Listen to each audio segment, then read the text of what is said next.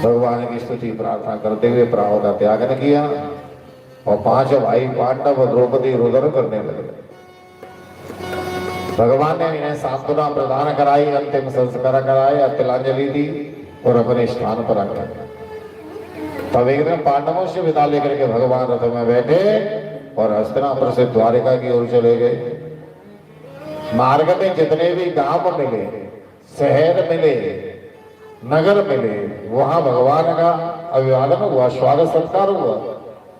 और जब द्वारिका में भगवान ने प्रवेश किया तो द्वारिका वासियों ने भगवान का स्वागत किया। इन्होंने अपने नाना उग्रसेन को चरण सिर झुका करके प्रणाम किया, माता पिता को प्रणाम किया। भगवान का नियम यही है, द्वारिका से बाहर जाते हैं तो अपने बुजुर्गों को प्रणाम करके आशीर्वाद लेके जाते हैं, और द्वारिका में जब वापस आते हैं तो पुनः आशीर्वाद लेते हैं। यही होना चाहिए। घर से जब भी बाहर निकलो तो बुजुर्गों का आशीर्वाद लेकर के निकलो। आशीर्वाद लेकर के जब हम घर से बाहर निकलते हैं तो फिर मार्ग में किसी प्रकार का अनिष्ट नहीं हो पाता, अमंगल नहीं हो पाता। घर में यदि प्रथमा या ठाकुर जी विराजमान है तो उन्हें भी हमें प्रणाम करके जाना चाहिए, और जब वापस आए तो फिर से प्रणाम करें। प्रभु आपकी बड़ी कृपा रही कि मार्ग में किसी भी प्रकार का हमारे साथ अनिष्ट नहीं हो, ये आपकी ही कृपा है। इस प्रकार से प्रार्थना करें।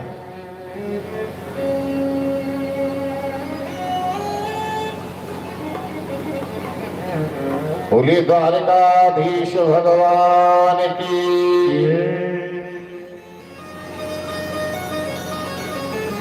प्रभु श्री राम का भी यही नियम था कि प्रातः काल होते अपने बुजुर्गों को, गुरुजनों को, ब्राह्मणों को प्रणाम करना। कि प्रातः काल उठ के रघुनाथ, प्रातः काल उठ के रघुनाथ, मात पिता गुरु नाम माता, मात पिता गुरु नाम माता, राधा वल्लभ से हरिवंश जय, राधा वल्लभ से हरिवंश जय, श्री वृंदावन सेवन चंद्र जय, श्री वृंदावन सेवन चंद्र जय। तो प्रातः काल होते प्रभु श्री राम भ्राताओं के सहित माता पिता गुरुजनों को प्रणाम करते हैं। इसलिए सभी को, अपने से बड़े को वंदन प्रणाम करना चाहिए। प्रेम से बोलो जय श्री राम।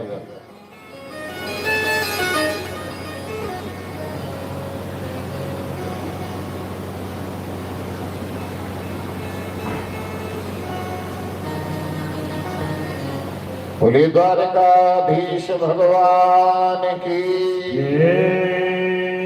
तो भगवान अब द्वारिका में वास कर रहे हैं। इधर में इनके जाने के बाद विष्णु ने धर्मपूर्वक राज्य का संचालन पालन किया, और समय आने पर उत्तरा ने शुंद्र बालक को जन्म दिया। ब्राह्मणों को बुलाकर के नामकरण संस्कार कराया तो इनका नाम परीक्षित रखा। धर्मपूर्वक बालक का लालन पालन पोषण किया। भगवान की कुशल क्षेम लेने के लिए युधिष्ठिर ने अर्जुन को द्वारिका में भेजा, और जाकर के इन्होंने भगवान से कुशल क्षेम पूछा, और 7 महीने अर्जुन ने द्वारिका में वास किया है।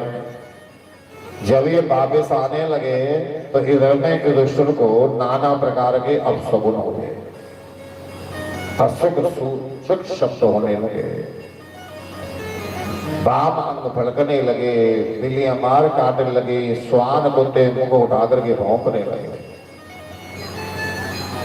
युधिष्ठिर ने विचार किया ये नाना प्रकार के मुझे अपशगुन क्यों हो रहे। ऐसा विचार कर ही रहे थे कि उसी समय पर रोते हुए अर्जुन आप पहुंचे। इन्होंने पूछा, अर्जुन तुमने क्या दशा बना रखी, क्यों रो रहे हैं तुम? क्या द्वारिका से आते समय पर मार्ग में किसी राजा महाराजा ने तुम्हें परास्त कर दिया, इसलिए उत्तर कर रहे हैं। अथवा तुम्हारे द्वारा किसी अबला स्त्री का, गाय का, ब्राह्मणों का, संतों का अनादर हो गया, तिरस्कार हो गया, इसलिए रुदन कर रहे हैं। अर्जुन नहीं बोले और ये भी सब कुछ नहीं हुआ। तो क्या जिनकी कुशल क्षेम लेने के लिए मैंने तुम्हें द्वारिका भेजा, जिन्होंने पग पग पर हमारे प्राणों की रक्षा की, क्या वो द्वारिकाधीश भगवान श्री कृष्ण इस धराधाम पृथ्वी का परित्याग करके गोलोक गमन कर गए? रोती हुए अर्जुन ने कहा, भैया जिन्होंने आज तक हमारे प्राणों की रक्षा की वो गोलोक गमन कर गए। सुनते ही दुष्ट तो मूर्छित होकर गिर पड़े, मूर्छा का त्याग न किया। जब मेरे गोविंद इस धराधाम पर नहीं रहे तो अब उनके अभाव में, उनके बिना मैं भी नहीं रहूंगा।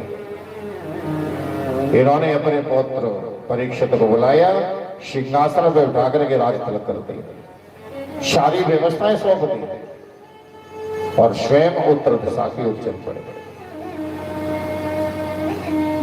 जब देखा चारों भाइयों ने, द्रौपदी ने, तो इन्होंने भी इनका अनुकरण किया पीछे। 5 भाई पांडव द्रौपदी हिमालय पर गए और जाकर के स्वर्ग का रोहण कर गए। बोलिए द्वारिकाधीश भगवान की। और अपने पूर्वजों के चले जाने के बाद महाराज परीक्षित ने धर्म पूर्वक राज्य का पालन संचालन किया।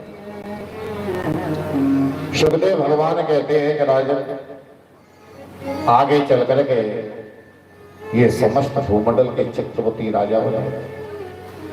गंगा के तट पर इन्होंने 3 अश्वमेध यज्ञ किए, जिन यज्ञों के आचार्य कृपाचार्य जी रहे थे। समस्त प्रजा बड़ी सुख में थी, आनंद में थे। एक बार ये धनुष बाण लेकर के महाराज परीक्षित वन में भ्रमण करने के लिए गए, तो वहां जाकर के इन्होंने एक दृश्य देखा। क्या देखा कि एक पैर वाले वृषभ को देखा, बैल को देखा, जिसके पास में खड़ी हुई गाय रो रही है, रुदन कर रही है। एक पैर वाले वृषभ ने पूछा, देवी तुम्हारे रोने का कारण क्या है? क्या कलयुग का आगमन हो गया है और कलयुग के आने से अधर्म की वृद्धि होने लगी है, धर्म की जो हानि हो रही है इसलिए रो रही है? पृथ्वी ने कहा नहीं नहीं। इस गाय ने कहा कि मैं इसलिए नहीं रो रही, तुम्हारी दशा को देख करके रो रही हूं। तुम्हारे पैर 4 पैर पे, ध्यान देना, धर्म के 4 स्तंभ होते हैं, 4 पैर हैं। सतयुग में 4 हैं, त्रेता में 3 हैं, द्वापर में 2 हैं और इस कल काल में 1 है। सत्य रूपी, दया रूपी, पवित्रता रूपी ये तीनों पैर